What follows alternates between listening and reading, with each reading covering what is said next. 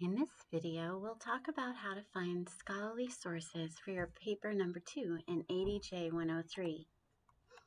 I'm Dawn Emsalem, the library director. If you have questions after this presentation, you can email me by Googling Dawn Salve Library and you'll find my email address. So what are we going to do today? For your paper number 2, we're going to talk about creating a research strategy. We're going to talk a little bit about figuring out which search words are best to use for each type of search tool. We're actually going to find some sources for your paper number 2, and we're going to practice using the library's article search, which is our EBSCO host databases, and the library book search or library catalog. So the first step is to look very closely at your assignment. And you're going to be doing a literature review, which means you're going to be looking at the literature that's been written by scholars about broken windows theory. And you're going to be looking closely about how the theory of broken windows has developed over time. Your professor would like you to find 3 additional sources, and he would like your dates to be limited to 1998 through the present. So we're going to look at how to do that in each of our search tools. So first, crafting a research strategy. We're going to ask 4 questions to do this. First, what information is required? And that is scholarly analysis. So this is writing that is probably going to be harder to find on Google, and that's why we're going into our library databases and catalog. What types of sources are required? Articles and books, specifically scholarly ones. And what search tools are going to help us to find this information most efficiently? The library's article search and the library's book catalog. So we'll show what that looks like. What search words are we going to be using? So you should identify a few words as you go along doing your research. Obviously, the first one is going to be broken windows, but you might also be looking more closely at people who were prominent in implementing or theorizing about this theory, or cities where the theory was implemented in policing. And you try these words in different types of search tools. So your one search might not work as well in one search tool, but it might work better in another, and so that's why you have different words to try. And different tools have different ways of searching and bringing back results. So this is called a search algorithm. So it's basically like the back-end software that is bringing you back articles based on the words you're using. In Google, you can type all the words you want. So something like, how was broken windows implemented in Boston during the 1980s? You could search that. But in EBSCO and the library catalog, you have to be really picky about the words you use. You basically use the most important nouns. And what we're looking for is the scholarly conversation on the broken windows theory. So you're going to be looking, when you read your articles and book chapters, you're going to be looking for what scholars have to say about broken windows. You're going to, over time, while you're reading, you're going to find arguments and their opinions and further questions that they think should be answered, and other findings about the issue, broken windows and its implementation. And you're also going to be looking at how people's opinions about the theory have changed over time, from the time it started to possibly the present. So before we hop into doing our searching, we have to get clear on a few terms. One is database, which in the regular world is basically just how you organize information. Like you think about, a database of customers, for example, would be customers and their addresses, and you can sort them by their location or their purchasing history or so on. In library land, a database is a collection of different journals on different topics. And in EBSCO, we actually have different databases within EBSCO. We have nursing databases and psychology databases and political science databases. Your search that you're going to be doing is combining them all together. And references or citations, these are what the author has used to inform their opinion. So they are going to be citing their sources. So the author will say, I read this author and their article, and they said this, and this is what I think about what they wrote. And you're always going to find references and citations in scholarly writing, because that's a big part of writing in scholarly fashion, is that you let your reader know whose ideas informed your opinions. And then peer review. This is the way some scholarly publications make sure that the writing in them is informed and the best it can be by running the draft of the article past other experts on the topic. And then those experts give feedback and the author revises it to make sure that it's as good as it can be before it's published. So, scholarly journals, what are some qualities of them? First, the subject matter. With journals, it's in-depth and it's original research findings. So it's usually, the subject matter is usually pretty laser focused in journals. In books, it might be a bit broader, but in journals, it's pretty specific, some specific aspect of the topic.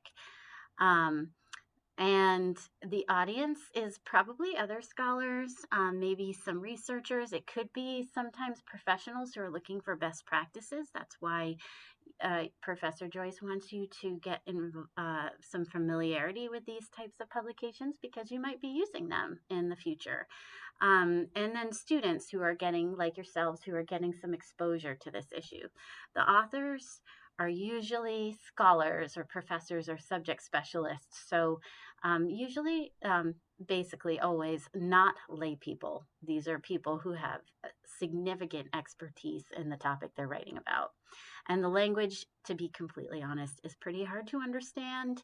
You'll find you're getting exposed to the sort of specialized terminology in your field, which is very important so that you can communicate with other experts.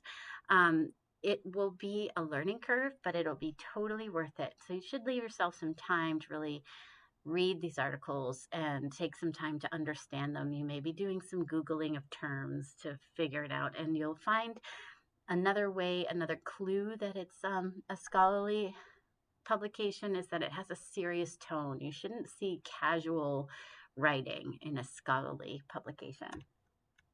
So with that, let's jump right into the library homepage, which you can get to by Googling Salve Library. You'll find it right here.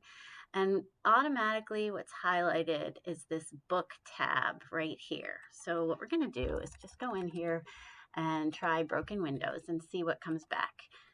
This is what it looks like.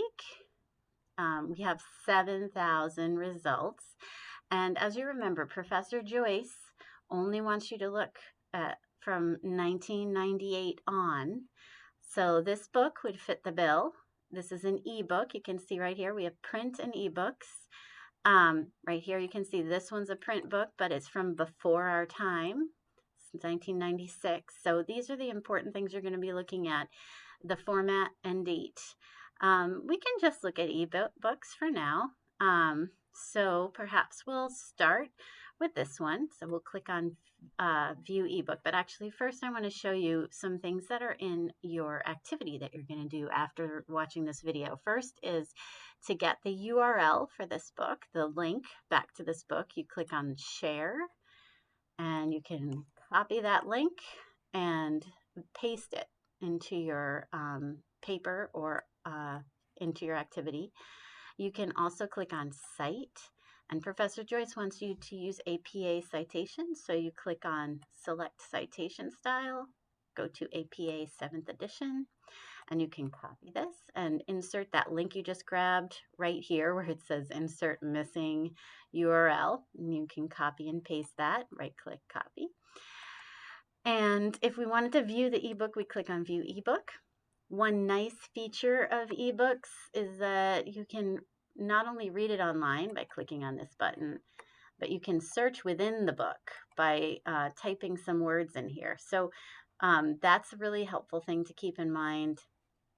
Up here are all of your functions. You can download a chapter or two if you want, PDF.